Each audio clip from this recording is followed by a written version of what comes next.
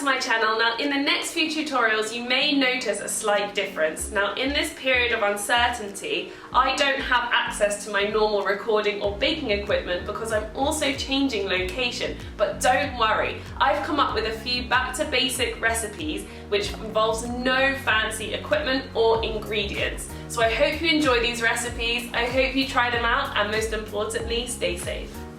Now scones are one of the easiest things to make. I'm going to start off with some self-raising flour, and into the bowl I'm going to add my sugar, and then I'm going to use my de-scraper just to mix it around. You can do this by hands or with a fork.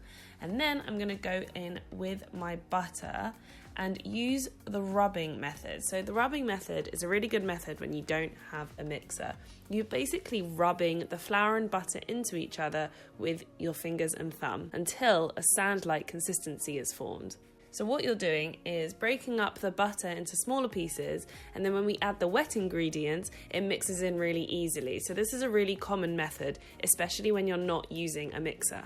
So when you've got a nice fine sand-like consistency, this is when I like to add the orange zest. Now the orange zest is totally optional. Some people don't like the flavour of orange, but I absolutely love it, especially in scones. And because it's slightly wet, I like to do this after the rubbing method. Now this is a massive orange, so I'm going to use most of it, but not all of it.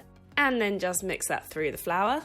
And now I can go in with my wet ingredients. So I'm going to break up my eggs, and then add in the milk and mix the milk into the eggs. So all the wet ingredients together, and pour this straight into the bowl. So I'm going to start mixing this with a de-scraper, but again you could do this straight away by hand or with a spoon or something. It just saves a little bit of mess.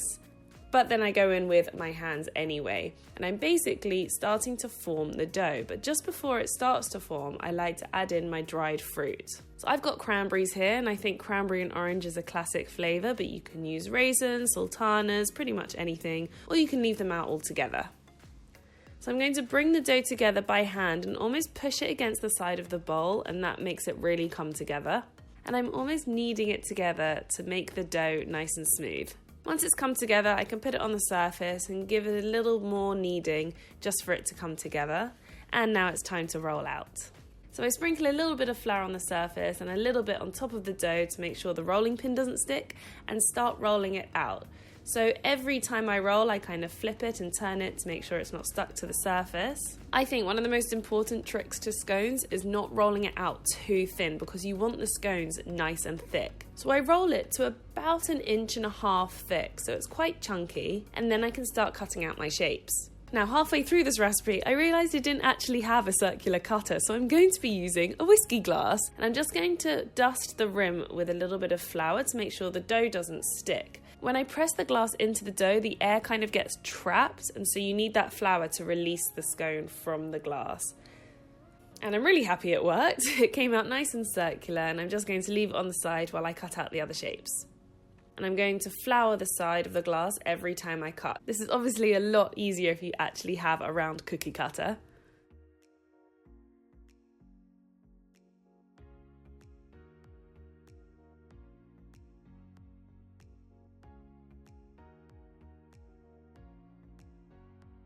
And then I'm just going to place them on a lined baking tray.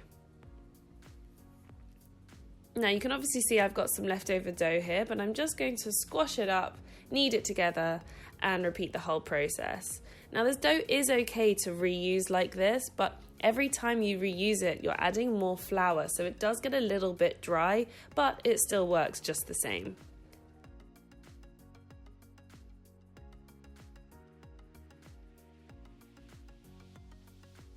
I like shaping the scones in my hand just to thicken them up slightly. So once again, I think that's a really important factor to keep the scones nice and thick so they rise nicely too. Now when it gets to the very last bits of dough, you will notice that it won't roll out quite the same. There may be a couple of cracks in it.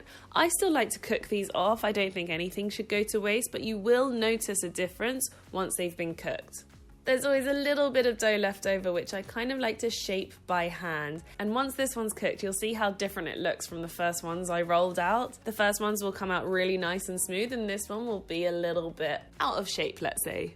So I've placed the scones on a baking tray with some baking paper, and I've preheated my oven to 200 degrees Celsius. Now that is a lot higher than you would usually bake things at, but I think it helps the rise. I'm going to go over the scones with a little bit of egg wash, and this just gives the scones a nice shine once they've been cooked.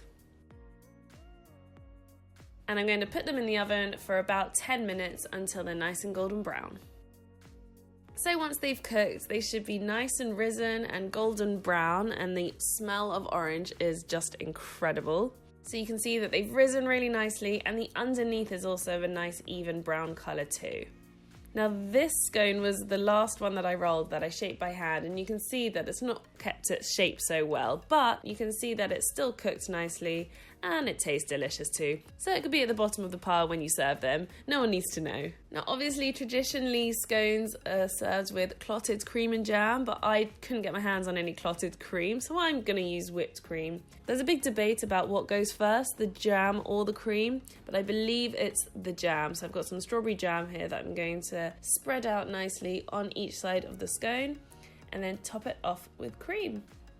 And it really is that simple. You can be quite playful with what flavours you throw into the scones, but this recipe is a really good base. They're also great to freeze. You can actually freeze them before you bake them if you want, and then cook them from frozen, or you can freeze them once they're baked. It's totally up to you. If you do try it out, please tag me at George's Cakes because I love seeing you trying these recipes. More basic recipes on the way, and if there is anything that you'd like to see in particular, then please write in the comments below, and in the meantime, we'll see you very soon.